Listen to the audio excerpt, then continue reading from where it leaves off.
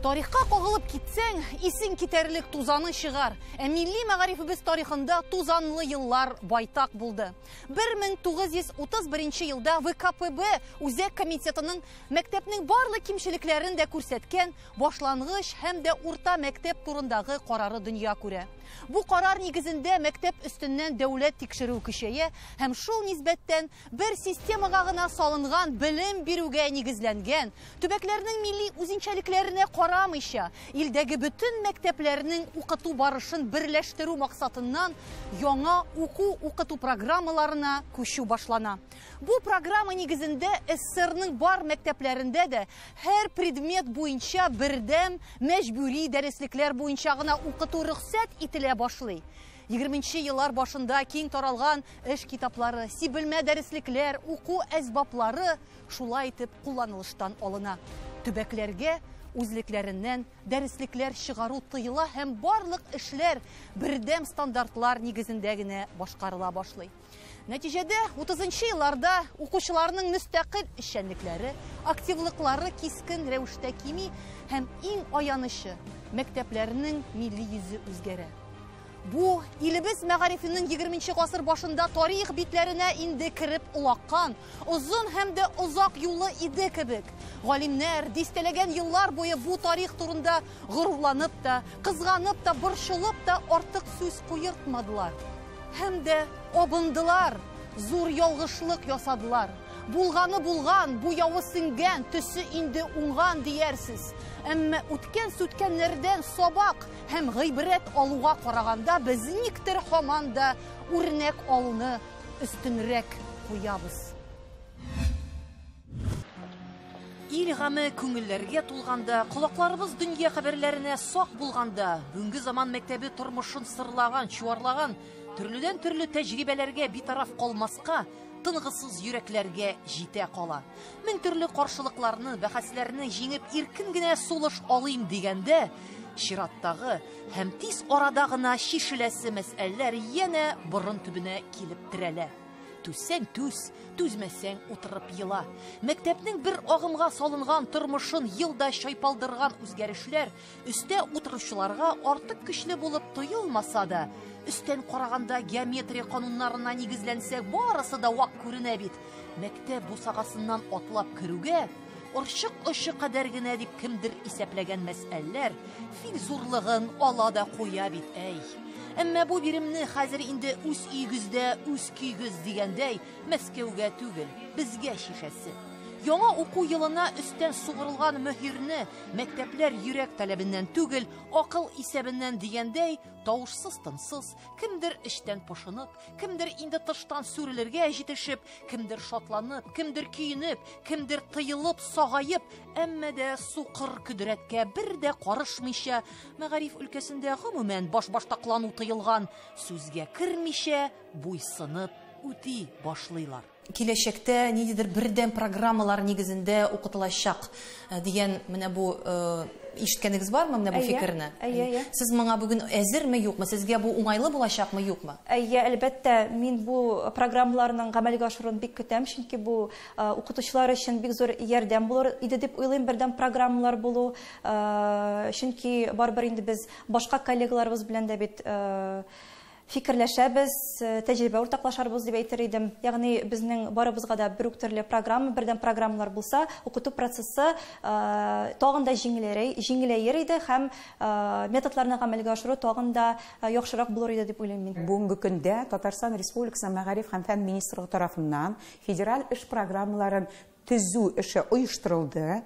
Әлеге федераль эш программалары туган тел уку предметыннан, туган әдәбият уку предметыннан, Татарстан Республикасының дәүләт теле буларак уку предметыннан, дәүләт теле буларак татар теле уку предметыннан алар федераль экспертиза үтте һәм хәзерге вакытта алар урта гомуми белем бирүнең бердәм эштәлеге дигән порталга урнаштырылды.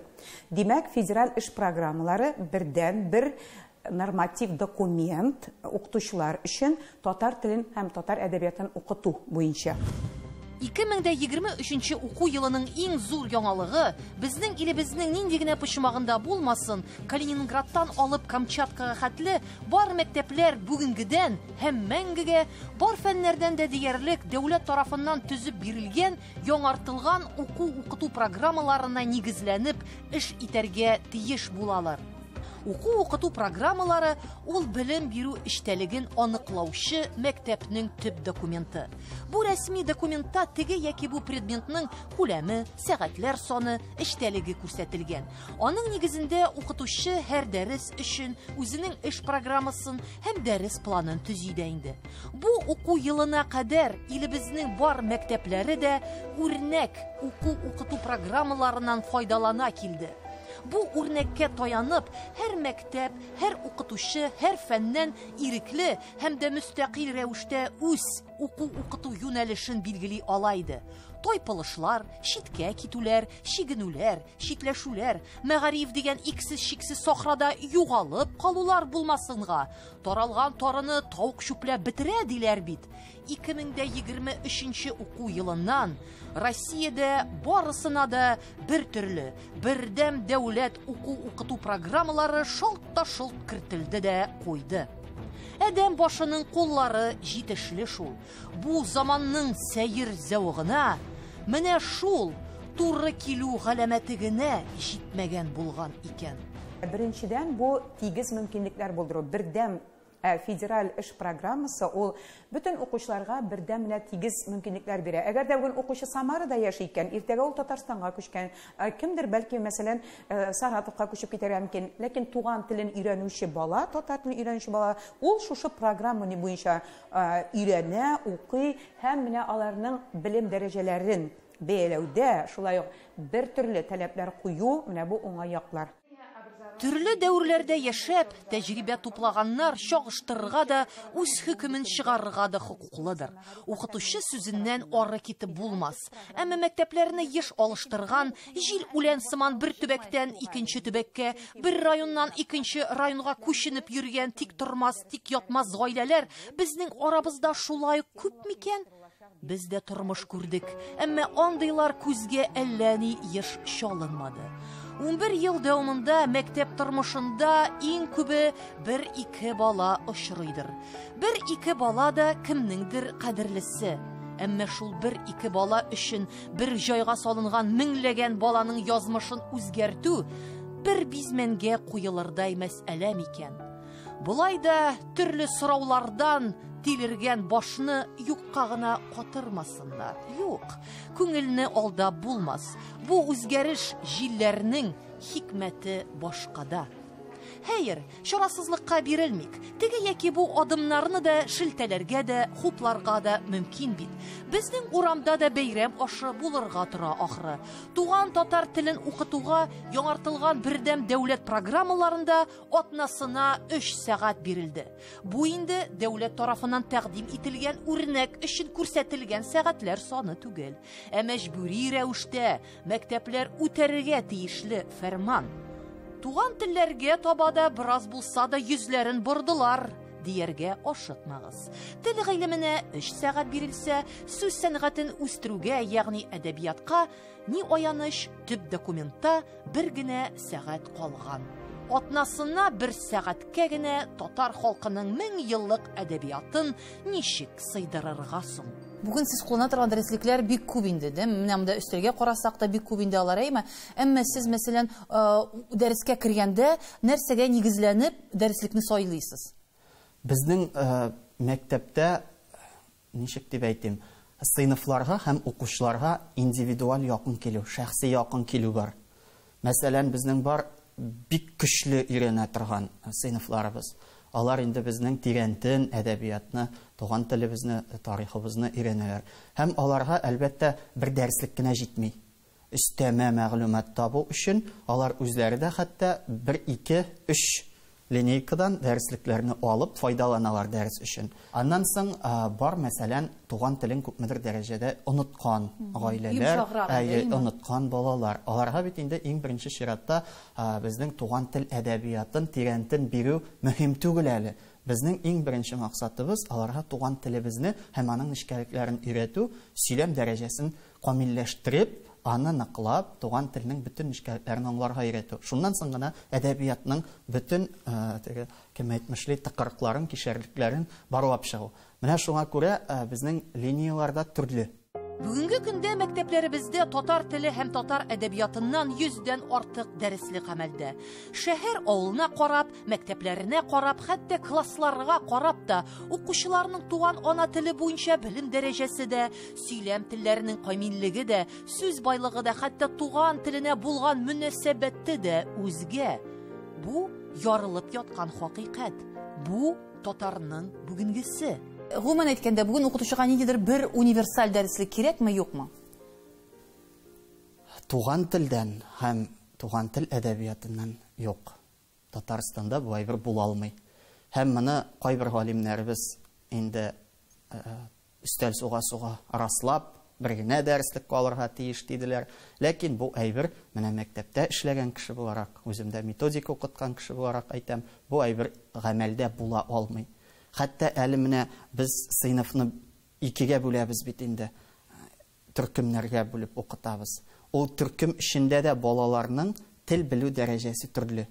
Мәсәлән, берсе аның ялтыратып белергә мөмкин бөтен нечкәлекләренә кадәр. Икенчесе уртача, өченчесе катлаулырак, аның өчен мәсәлән, катлаулы сүзләр, аңлашылмаган сүзләр, искергән сүзләр. Шуңа күрә менә аның һәрберсенә хәтта әле 8-9 бала укытканда да төркемдә туган телгә, гомумән телгә өйрәткәндә, анда тагын да әле килеп чыга. Менә шуңа күрә бер генә универсаль дәреслек була алмый.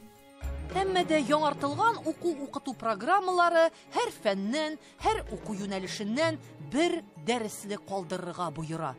Россиянең мәгариф һәм фән министрлыгы белгечләре әйтүенчә, күчеш чоры 5 елга сузылырга мөмкин.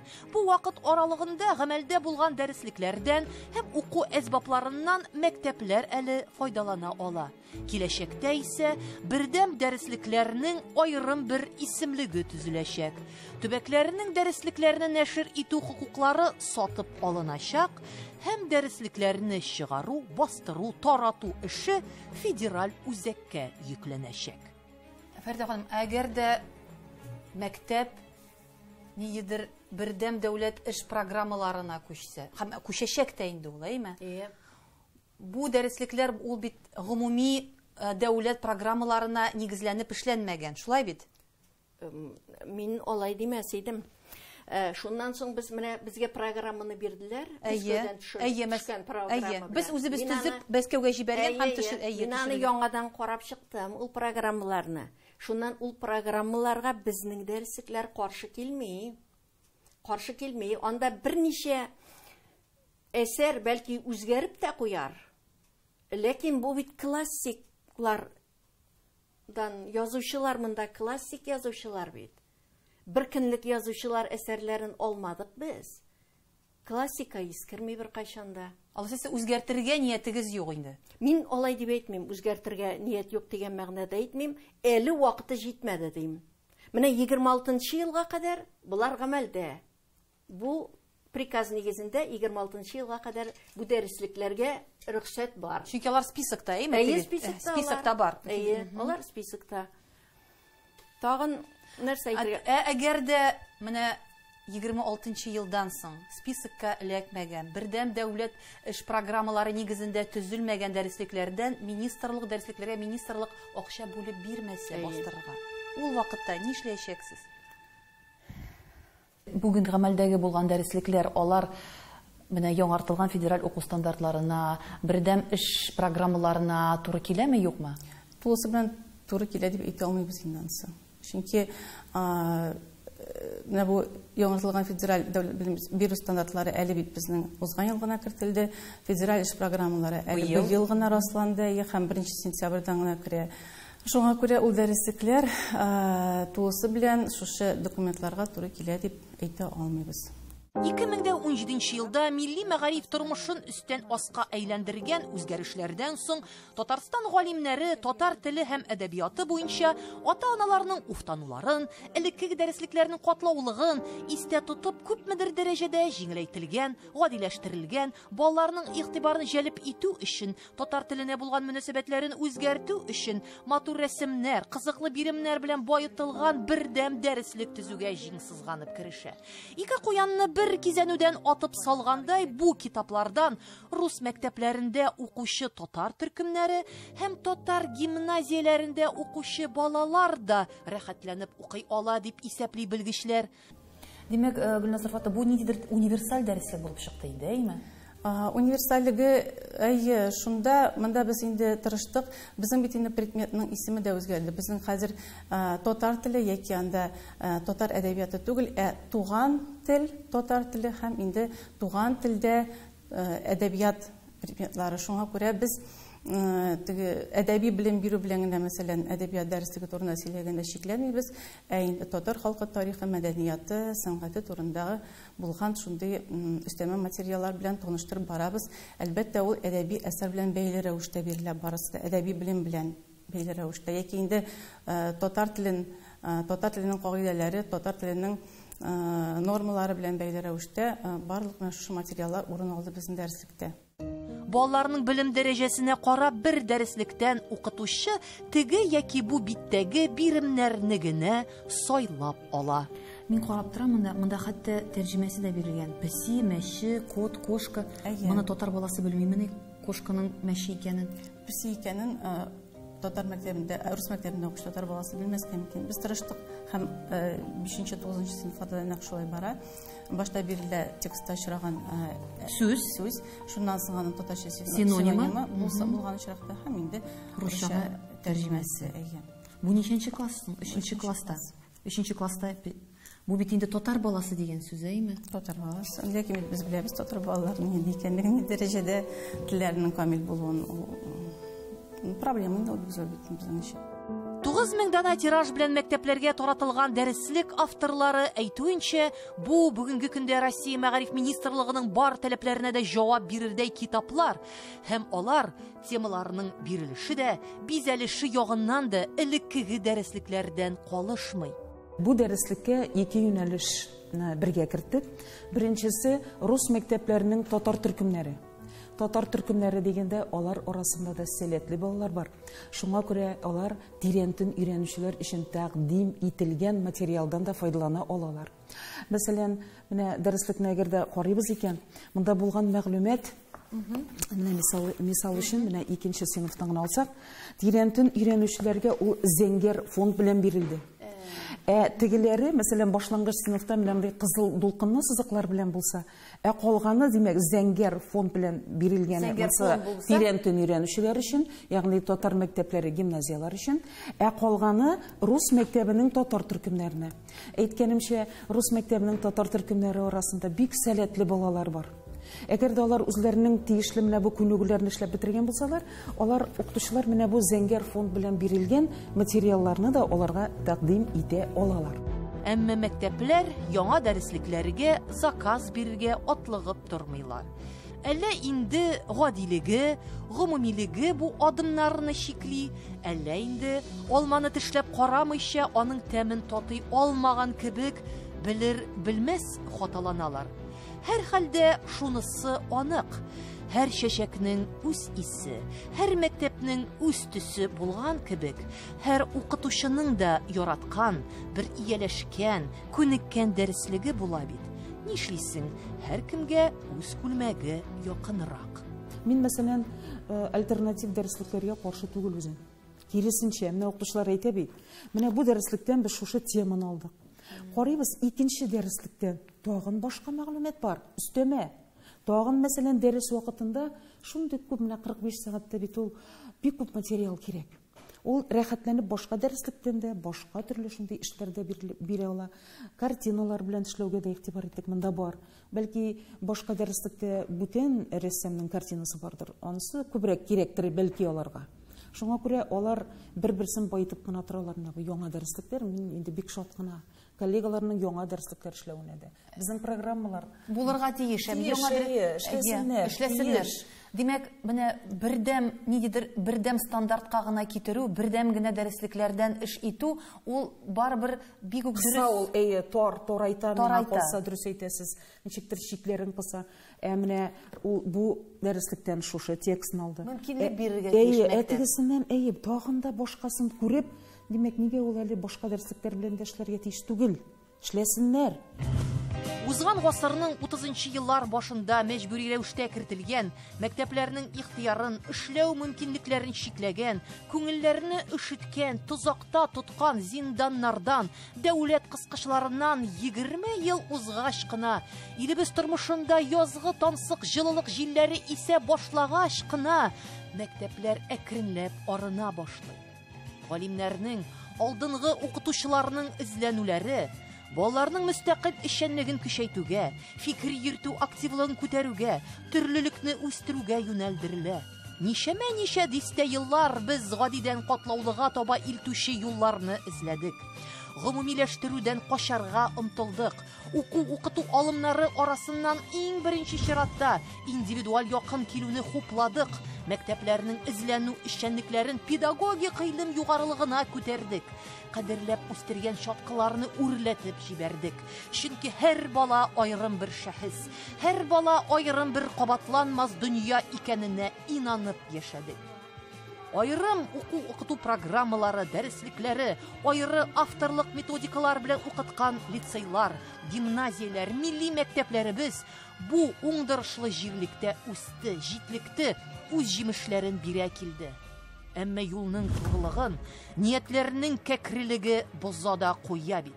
Яңа заманның хәзер үз көе, үз җыруы. Бер программадан укытырга, бер дәреслек тоттырырга, бер калыпка салырга, бер кашыктан ашатырга, бер капчыкка төяргә, бер башка сыйдырырга, мәгарифебезне янә тарайган, бикле шатырга кертергә теләгәннәрнең бу такмакларын инде ишеткәннәребез бар кебек.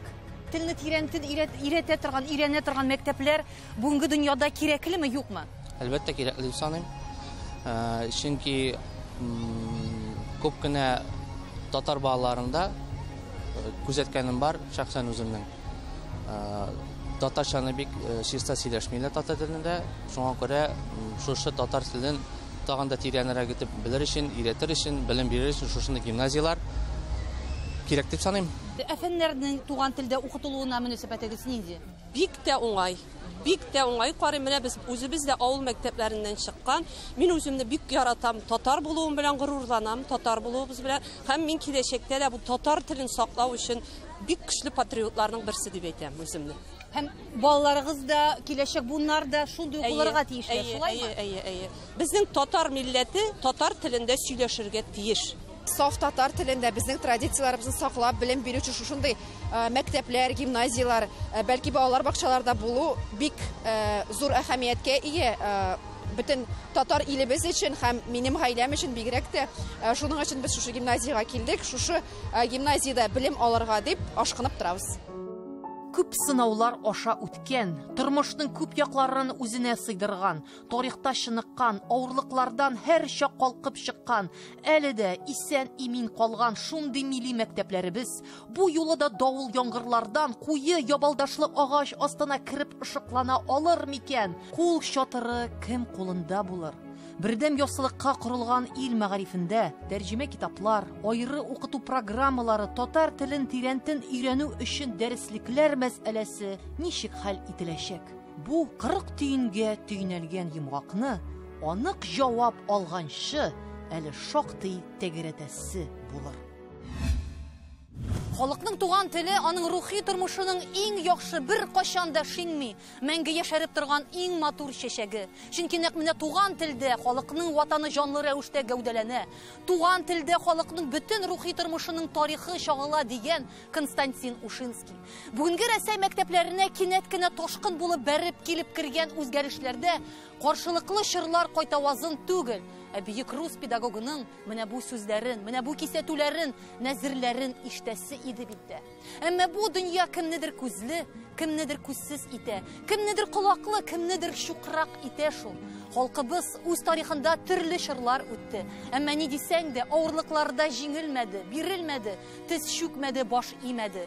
Советлар чорының идеологик басымы, интернационализм идеяләре дә көчәйгәннән-көчәя барган вакытта да, гомумиләштергәндә, бер калыпка салганда, бер капчыкка төягәндә, бер башка сыйдырганда да, мөмкинлекләр тарайганда да, сүнеп барган учакта пыскып торган өмет чаткысы барыбер яна торды.